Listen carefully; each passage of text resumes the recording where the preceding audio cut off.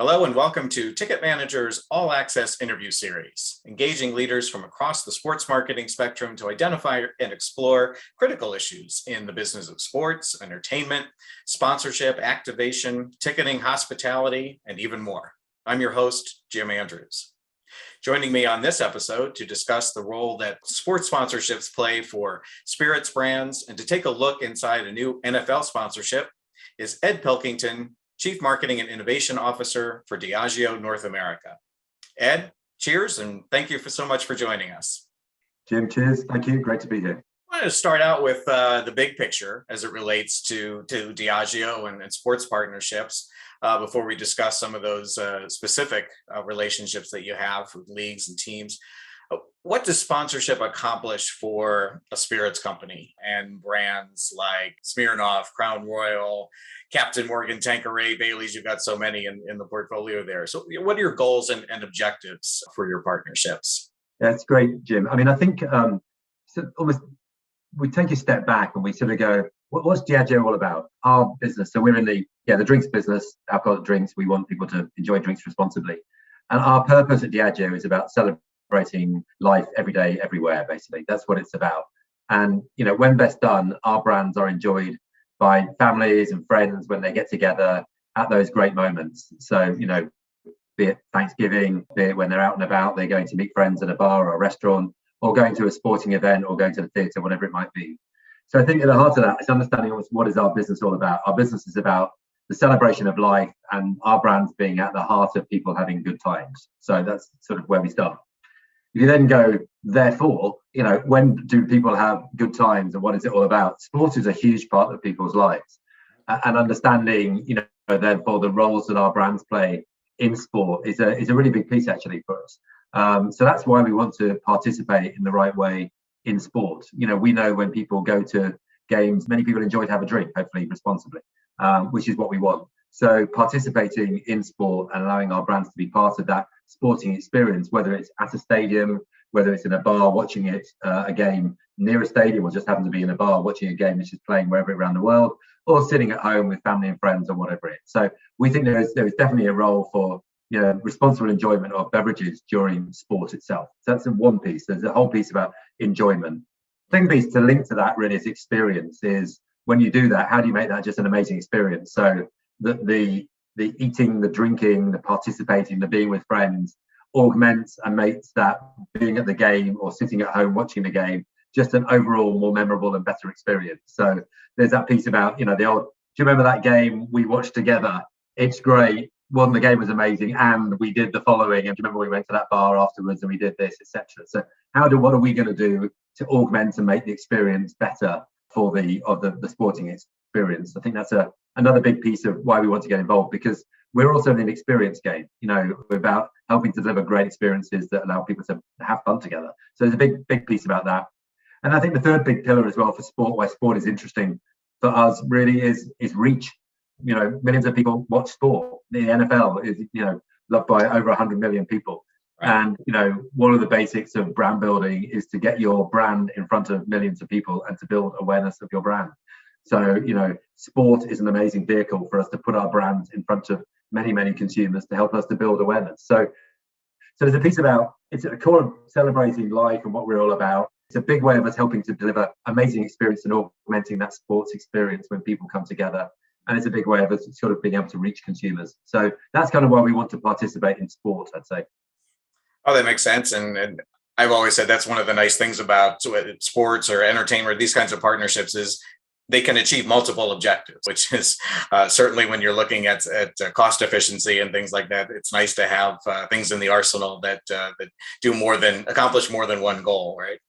I saw an interview with you not too long ago, and it was not about a sports partnership, but it was about a very successful partnership you had for Johnny Walker with HBO and Game of Thrones. And you mentioned in that case that was in part about seeking borrowed equity. Obviously, there was great interest and affinity for Game of Thrones. Does that concept of borrowed affinity also apply to sports sponsorships as well? Yeah, no, totally it does. I mean, the Game of Thrones sponsorship was us being able to leverage and kind of be a little bit on the back of what was an amazing franchise at the start of the final series. So it was amazing. And then bringing what we also knew was a strong brand in Johnny Walker together. So you've got that hopefully symbiotic, nice relationship where you've got two strong brands working together. So hopefully it's mutually beneficial. You kind of want it to be mutually beneficial. But yeah, totally. And the other big one I think I talked about on Game of Thrones was embedding brands in culture. And, you know, the best brands, and especially in our industry, are brands that are really built in culture and know how to play and win in culture. It's not forcing yourself into culture, but understand how to show up in the right area of culture. You know, so whether that is sport, music, entertainment, you know, who is seen drinking and enjoying your brand, and where they're seen drinking it, all that sort of stuff, all that sort of matters and counts. So yeah, Game of Thrones I think was a really great partnership for us because it really allowed us to sort of work together with an amazing franchise, and it did a great job for Johnny Walker because it actually helped to put Johnny Walker into very relevant in terms of in culture. So therefore, if you flick that into sport, to your point, you know, us being able to work with the NFL and leverage what is clearly a hugely powerful brand and a hugely powerful franchise is extremely important. And the reason you partner with them and, you know, you pay the sponsorship monies to people like the NFL is the ability to also have the NFL logo associated with your brand is extremely important. So we value that enormously. They've done a brilliant job of building that brand over the last 60 or so years, and very, you know, hugely successfully. And we wanted to be a part of that because, so yes, we want to be part of their brand. There's a bit of borrowed equity, and the culture piece. There is a massive culture around football that we want to be part of, you know.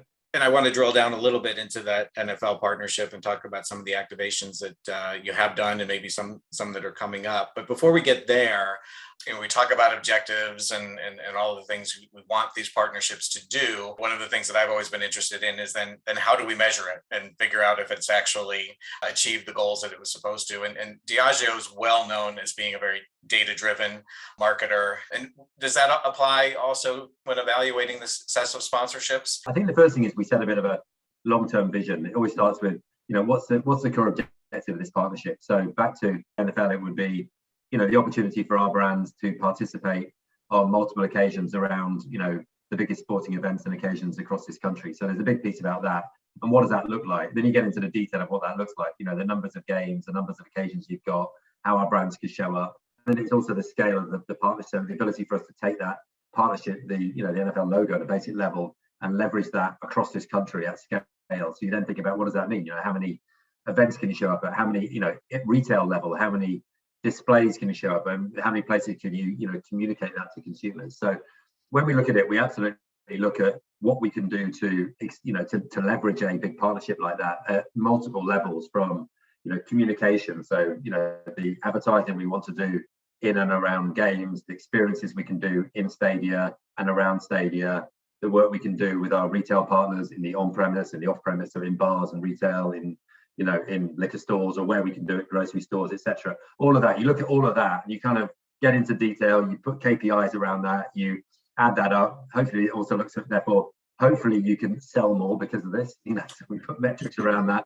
And then you look at engagement metrics. So, you know, what are we going to do in terms of affinity? I mentioned earlier the reach piece. If you've got the ability for us to just land a message with so many more consumers. So again, you'll put metrics around the ability to hit consumers, messaging, you know, extend our, you know, and ultimately that comes into brand equity. So the whole load of stuff. So yeah, around each of our partnerships, we have very clear metrics, which, you know, tend to be about reach, engagement, effectiveness of our programming, and ultimately, are we driving sales as well? So are we growing our net sales and ultimately our profitability as well? And obviously within all of that, we look at our mix and what we need to invest to do that, etc. So, you know, how it fits into our overall P&L. So no, we've got lots of data. I've got a great measurement and evaluation team. They pull together a very dedicated team, and they did a lot of work. So any deal we're doing, we really work out what we think the payback's going to be. We look at the ROI on it all and sort of do that work before we sign any deal. That's for sure. I think it's great too that you really are looking at all of the different levels of that, you know, the classic purchase funnel, right? Everything from awareness down to sales, and that you can kind of connect the dots at all of those different levels. It's pretty. And I think the other big one as well, I think, and specifically if you take the NFL, I'd love to talk a bit about the MLS partnership we have as well, because it's really important to us actually, and had slightly different objectives actually. But the other big piece with the NFL was, and the reason the NFL ultimately were keen to partner with us, is about the core messaging that you want to land. So one, there's a bit about on the brands, and then there's also sort of almost like the broader responsibility message that we want to land. So when we first started advertising in NFL games 2 or 3 years ago, we're just by buying spots in games, and having had that conversation with the NFL, this is before we did the deal this year, we wanted to, a big part of our agenda is around responsible drinking and what we call positive drinking. And it's a big part of what we call our Society 2030 goals, because we generally believe we want people to enjoy our brands, but to enjoy alcohol responsibly. And we think if people do that, back to what I said about our purpose, celebrating life, people can hopefully celebrate life and do it responsibly. So, and that's, at the league level, and as we talked about, that's a fairly new deal, started at the beginning of this season. And I definitely had seen what Crown Royal had done around the kickoff and some of that messaging. So a couple of things with the NFL, and I definitely want to talk about MLS as well. What was there something in particular, because as you said, you had started the advertising a few years ago. You also had, I think, about a dozen or so partnerships with teams and stadiums. So was there something that really kind of tipped it over to saying, we really want to expand this and have that relationship with the league and have access to the Shield and all of that? I think we felt really good about what we were doing. So the ability to land the message on what a break at scale was great. So by advertising during NFL games, that was great. That was effective. But again, we kind of wanted to take that message and do even more of it. Similarly, the 12 or so partnerships we had on the ground with different teams were very effective, but we wanted to scale that even more. So we felt that actually what would be good would be to make it broader. And actually, interestingly, what we learned from the MLS was we had like the MLS partnership, which is at a broad national level, which gave us an ability to talk about soccer and the game in general, and just to reach lots of consumers at a national level. But we also had like nine teams on the ground, which allowed us in core geographies to really activate in stadia with those fans, to engage with those fans, and to engage around the city. So literally, you do your comms, it can be tailored locally around the local team. You can do stuff on the ground. We feel is a really effective way. So the NFL, having done that, we thought it would just be great to have the ability to have the Shield, have the ability to activate at scale, not just in 12 teams. We extended it out to about 17 now. So we've got 17 teams which we partner with. So we can kind of go national. We can activate in 50 states, which is amazing. We've got 17 teams in what will probably be, obviously a couple of teams in the same city, but we've got, so we can really manage it really well like that, and that's what it's allowed us to do. It just gives us more scale, basically. So let's talk a little bit more about the MLS and the kind of the difference there and how that partnership kind of came to be, and the kind of the origin story, if you will. And we were talking to the MLS, and we were looking at doing some stuff originally with Don Julio, linking into games between the US and Mexico and the whole connection there. And we sort of went, this is interesting, but it was like, maybe this isn't quite right. Not this wrong for Don Julio necessarily, but actually what was interesting for us with the MLS was it was an emerging sport. Obviously it's been, the MLS has been around for 25, 26 years now. So I think we're heading into the 26th season, but an emerging sport in some respects is still in this country. You've got the 2026 World Cup, so really building to that. Huge growth sports, and the numbers of big players that are coming through, both men and women, and also the interesting dynamic as well. So of course, skewing heavily Hispanic, Latinx as well, huge followership in terms of women as well. And we looked at some of our brands, and specifically brands like Captain Morgan, and we said, Captain, where do we want to take Captain? Captain, we want Captain to be in culture. It's always been almost a competitor to beer in many respects. It's a fun brand to be enjoyed with friends on fun occasions. And we've got other brands in that space. So we just saw a fit, and we also wanted to kind of recruit a new generation of consumers into Captain Morgan. And we felt that the opportunity to get a new generation of consumers kind of fitted with the profile of the MLS, which skews slightly younger, it's multicultural, it's a little bit more female. So we saw that obvious fit. So, so we really tied up, we're really in it for the long term. We're building towards the World Cup and beyond. We're not sponsored the World Cup, to be clear, but we're talking about soccer in this country as it grows. We want to be part of that. And it's different from clearly because they've got less eyeballs on TV. So whilst it's growing, which is brilliant, it's less of a media deal because we get less eyeballs. But our ability to be part of the fan groups, to be part of the experience at the stadium, to be able to talk around it has been fantastic, actually. So we feel really good about it, and they've been brilliant partners as well. So, well, and as you mentioned too, you are, for lack of a better term, a house of brands with so many different brands, and obviously you've got the ability to really kind of segment and put certain brands into certain partnerships.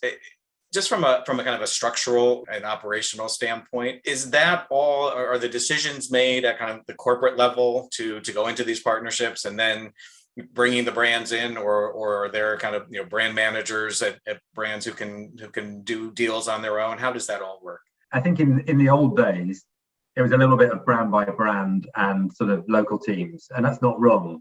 But we've tried to pull it together and get a little bit more strategic on it. So there are lots of deals which are great deals. We had lots of local team deals across a variety of different sports where the brand we're probably working with the local partner, our local distributor, and we do a deal. What we try to do is take a step back and say, across specifically 3 or 4 of our big brands, so notably Crown, Captain, Smirnoff, and actually Guinness, to the partnership we got with Notre Dame and the alumni at Notre Dame. Right. We want these brands to be participating in sport. They're big brands. If we're going to do it, we want to do it with a degree of scale, and we want to reach X consumers. So if it's Crown, it's millions of consumers across the country. If it's Captain, it's millions of consumers, and we want to reach a new generation of consumers. If it's Guinness, we want to reach that broad swathe of consumers who kind of love the brand but remind them of it on a more regular basis, which is why. And obviously you've got the fit there, the Notre Dame fit between the fighting Irish and kind of the drinking Irish, or whatever you want to call it. So kind of work really well. So so we wanted to take a step back. Look, we had to look at every deal we had, try to get more focused around. We want to really do well in football, MLS, and the specific deal we've got with Notre Dame and the alumni there. We have still got lots of specific local deals in different places, which we'll keep if it's in strongholds for certain brands. But we've tried to pull it together and centralize it a little bit. Brands will absolutely recommend partnerships, and we'll look at which is interesting, and they'll say where do you want to take the brand. And we've also brought in resource as well internally to help to manage sport. So we have a culture team, as we call it, a brands and culture team, and they manage a lot of our partnerships. We work with great people like Wasserman as well, and they manage the partnerships and pull it together. We have a head of sports marketing who again works with the brand teams to coordinate it. So it's a bit of both. The brands absolutely they run their brands, they should be recommending what they do. On Crown at the moment, we're looking at getting into the WNBA as well, for example. That's an exciting opportunity for us because in terms of how we broaden the brand out. So we very much look at, and then we'll work with the central team. So it's got to be a bit of both. You need a bit of central coordination. Business our size, you've got to have that, and then I'll work with the brand. So on the NFL deal, we were interested in doing it. We talked to the NFL. We brought the core brands in. We had some central coordination with a core team of people working on it. They fed into the brand. We agreed which brands were going to be the lead brands, which was Crown, Captain, and Smirnoff. But we engaged across because more brands will get involved over time. We're doing stuff with Johnny Walker, with Aviation Gin, stuff like that. So brands like that. So it all comes together quite nicely in the end. Just the last thing that I want to ask you about, because we have a lot of folks who listen and watch the podcast who are involved in hospitality, suite sales, those kinds of things at stadiums and arenas. And as a marketer whose products are sold, obviously in those venues and at those events, I'd love to get your perspective on where you see the value lying there. Is it in kind of branded spaces and lounges? Is it just the ability to be part of that hospitality experience for the premium seats and suite holders and things like that? Or is it more about again the reach and reaching everyone that's coming in, the tens of thousands of people that might be in a stadium or arena? It's a bit of all of the above, I'd say. There's a bit of having branded spaces in the right locations are great because you can reach a lot of people, and a lot of people can just get visibility of your brand. So that's the first piece. Now, you tend to get the same people coming in and out, but that's good. That's repeat messaging. So that's good. Second piece is just delivering great experiences. So when people go to those bars, give them one of our brands, which candidly, beautifully served, tastes great. If you're gonna get a Smirnoff Mule somewhere, it's brilliantly served. You get a Crown and Cola, it's brilliantly served, so etc. So give them a great experience, and hopefully make that experience memorable, so people go and remember that it was part of a great experience that they had at the stadium. Hopefully they enjoyed the game. So we really want, it's visibility and awareness for our brands. It's an ability to deliver a great experience for people to enjoy our brands. That's really what we want. So and then there's a commercial element to it as well. It helps yeah, it's not going to transform the business, but it's useful. It's a nice commercial element for us and being there. And we would obviously rather, if people are choosing to drink a whiskey or a vodka spirit cocktail, we'd rather they chose our brands, clearly. So it's being there. But that's really what we look to. But being part of the experience is a big piece of it. Well, Ed, there's probably a lot more that we could explore. Maybe we'll get to do it again. But I think that's a kind of a great overview of your perspective and then Diageo's perspective on sponsorships, doing some exciting things, and I'm sure there's more coming, and we'll keep an eye on that. So there certainly will be. Thanks, Jim. No, thanks for enjoying it. I enjoyed the question. Thank you. Yes, thank you so much. And on behalf of everyone at Ticket Manager, thank all of you for watching and listening. And please join us again for the next episode in the All Access interview series.